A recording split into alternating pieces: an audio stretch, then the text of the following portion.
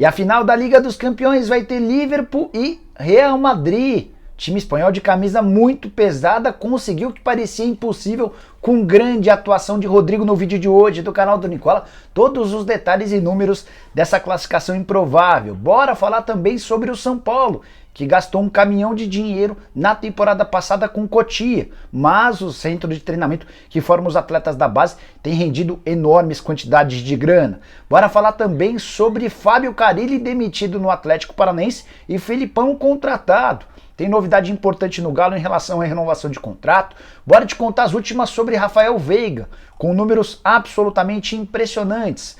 Para completar, bora te trazer ou te deixar super bem informado sobre as últimas do mercado, você não perde por esperar. Antes, só contar que todo esse conteúdo é um oferecimento de 1xBet, a casa de apostas esportivas que permite a você se dar bem todo santo dia. Nessa quarta-feira tem jogo de Libertadores, de Sul-Americana, já teve essa semifinal da Champions League, enfim, não perca a oportunidade para participar da 1xBet, é bem simples.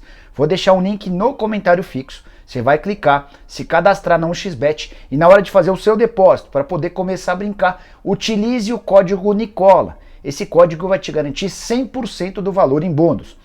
Se você fizer um depósito de R$100, vai ter mais R$100 em bônus para aumentar sua chance de ganhar, beleza? Fica fora dessa não, tenho certeza que você vai curtir. Bora começar o vídeo de hoje com um giro de notícias. A primeira informação sobre Allan Kardec. Conversei com o pai do Kardec para entender como é que está a situação do filho dele. E o pai disse que já houve a entrada com ação na FIFA, eles estão aguardando um desfecho que não deve ser muito demorado. Nessa ação, o Kardec exige o pagamento de 5 meses de salários atrasados do seu ex-clube no futebol chinês. Em relação a propostas, o pai do Kardec admitiu que existem alguns interessados, mas nada para agora. Por exemplo, os times brasileiros que querem contratá-lo estão de olho apenas na possibilidade de tê-lo a partir de 18 de julho, que é quando o mercado de transferências reabre por aqui. Bora falar sobre Betão, ex-zagueiro do Corinthians e também do Avaí, anunciou nessa quarta-feira sua aposentadoria do futebol, só 38 anos de idade, uma das carreiras mais vitoriosas e marcantes de um atleta com a camisa do Avaí. Foram 271 partidas. Ele anunciou a aposentadoria e contou também que vai passar a trabalhar agora como coordenador das categorias de base, um dos grandes caras, de coração muito bom, extremamente ético, sério, responsável, golaço do Avaí ao mantê-lo. Bora falar sobre Zahavi. Contei para vocês nessa terça-feira que a história de que Zahavi tinha tido seu contrato cancelado com o PSV era cascata, informação que eu obtive com um dirigente do Botafogo. E o próprio Zahavi deu uma entrevista admitindo que fica no PSV, mas só até o fim dessa temporada. Ele justificou a saída do clube holandês, afirmando que precisa de novos desafios. Agora resta saber se ele vai escolher o Botafogo, onde foi oferecido a ele a possibilidade de ser o grande nome do projeto, ou se ele vai jogar na Major League Soccer, onde a proposta financeira é muito maior. Quero falar também sobre Domenech Torrent. Lembra dele, ex-técnico do Flamengo? De acordo com a imprensa turca, é enorme a chance de nas próximas horas ele ser anunciado como um técnico demitido do Galatasaray. Não faz bom trabalho desde que foi contratado. O ex-assistente de Guardiola não vive uma boa fase desde o momento em que se tornou treinador de verdade. Para fechar, contar que o Guarani demitiu Daniel Paulista no dia em que a gente teve o anúncio da saída de Fábio Carille. Vou falar sobre ela daqui a pouco. Houve também uma demissão na segunda divisão. Daniel Paulista, que estava desde maio do ano passado à frente do Guarani. Esse longo período de permanência faz dele o técnico mais longevo no Bugre desde 2002, ou 2012, para ser mais preciso. Terminou em sexto no Brasileiro do ano passado, Brasileiro da Série B, conseguiu levar o Guarani às quartas de final no Paulistão, mas o início ruim na Série B desse ano acabou determinando sua saída. Bora falar sobre a maior audiência da TV fechada e também sobre uma classificação absolutamente inesperada por tudo que foi o jogo. O Real Madrid é finalista da Champions. Venceu por 3-1 Manchester City num jogo em que perdia até os 44 do segundo tempo e só dava Manchester City. Vou contar um pouquinho da história para vocês. O jogo de ida 4-3 na Inglaterra, na partida de volta na tarde dessa quarta-feira, o Real Madrid saiu atrás no placar, o Mahrez marcou na metade do segundo tempo. Aos 41, o Grealish teve enorme chance de fazer, só não fez porque o Mendy tirou em cima da linha. Aos 42, o mesmo Grealish bateu e o Courtois fez uma defesa espetacular com a ponta dos pés, impedindo o 2-0. Quando o Real Madrid parecia absolutamente morto, ele precisaria virar para levar o jogo para a prorrogação, o Rodrigo entrou em ação aos 44, o brasileiro ex-Santos fez o 1-1, e aos 45 ele desempatou o jogo, colocando o Real Madrid na prorrogação de maneira inacreditável. Ainda nos acréscimos do tempo regulamentar, o Rodrigo ainda teve mais uma chance e o Ederson acabou fazendo boa defesa.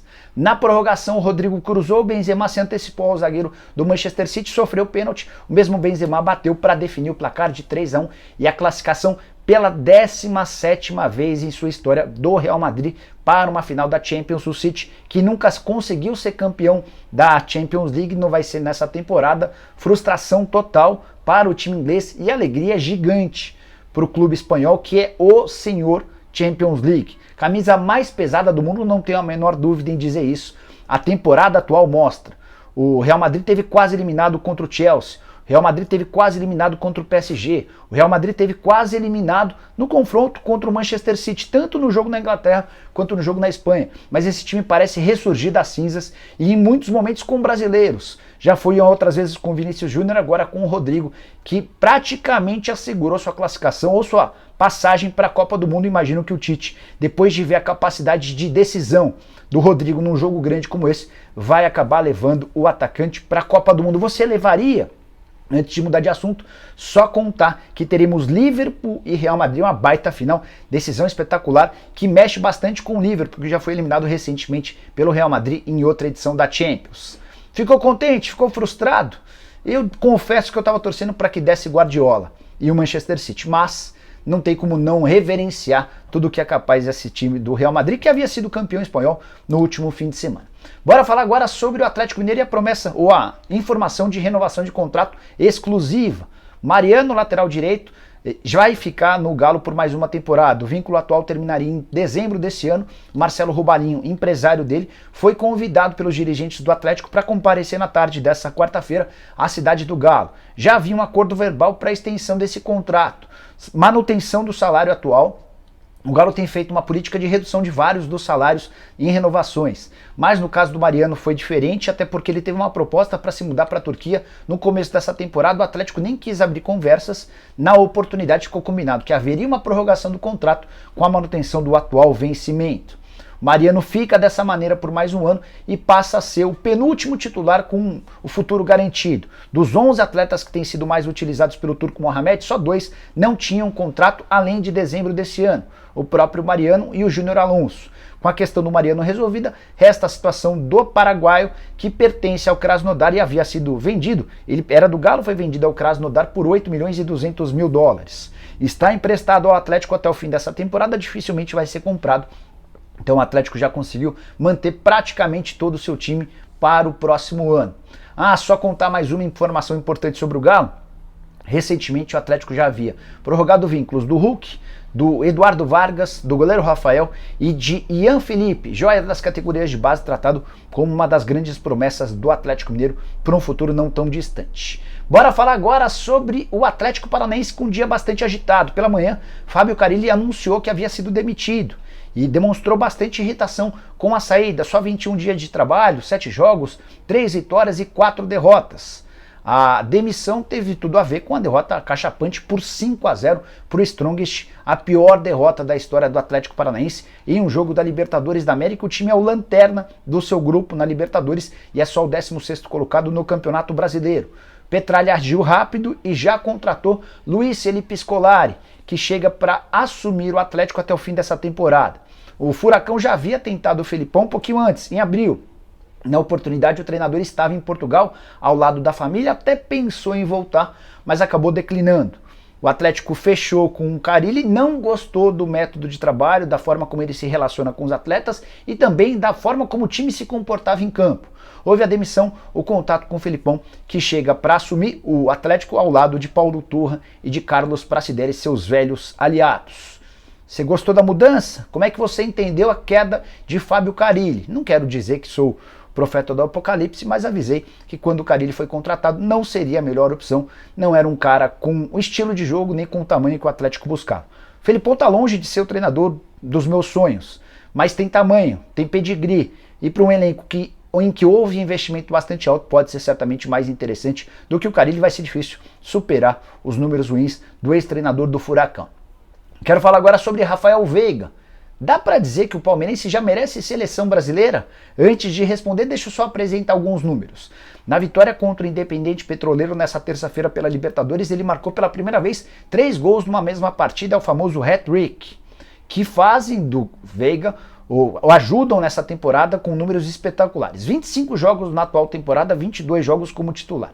Ele tem 16 gols marcados e mais 7 assistências, 16 mais 7, e estamos falando de 23 participações em gol.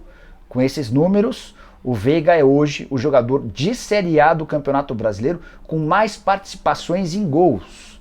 Mais do que qualquer outro que você possa imaginar, o que só reforça o excelente momento do meia atacante, que quase foi trocado com o Grêmio como contrapeso numa transferência que levaria vários palmeirenses ao tricolor gaúcho em troca do Jean-Pierre. Na última hora o Grêmio recusou a proposta, manteve o Jean-Pierre, que perdeu espaço, e o Veiga seria um desses atletas que iria como contrapeso.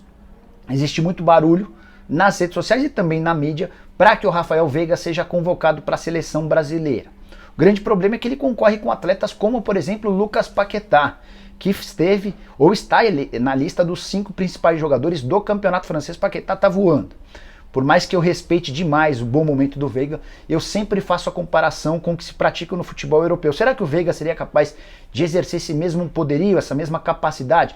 E eu não convocaria o Veiga, por mais maluco que possa parecer. Acho que no futebol brasileiro não há ninguém jogando no nível dele, talvez só o Arrascaeta, Veiga e Arrascaeta no mesmo nível, mas eu não convocaria para a seleção. Independentemente de você concordar, eu não gostaria que você escrevesse, só não pode xingar, opine. Diga por que você acha que o Veiga deve ou não deve ser convocado.